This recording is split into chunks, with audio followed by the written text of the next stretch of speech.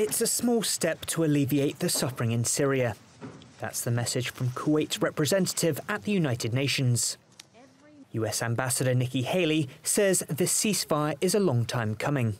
At least 19 health facilities have been bombed since Sunday. 19.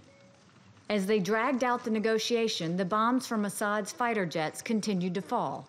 In the 3 days it took us to adopt this resolution, how many mothers lost their kids to the bombing and the shelling? After the resolution was adopted, several nations blamed Russia for the vote's delay.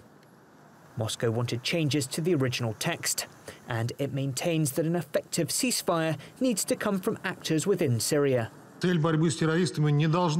The resolution explicitly states that it does not apply to the military operations against Daesh, Jabhat al-Nusra or other al-Qaeda-affiliated organizations or other terrorist groups which have been acknowledged as such by the Security Council.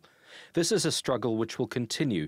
We call on international players to closely coordinate on this matter, including with the Syrian government, with strict compliance with international law, including respect for Syrian sovereignty and territorial integrity.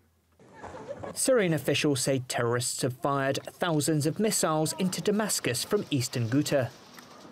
At the UN, they said nations like the US are to blame for supporting such groups.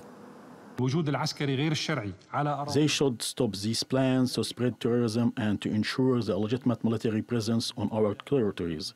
I say that to my colleague from the United States who has threatened us before you all and no one has responded to her.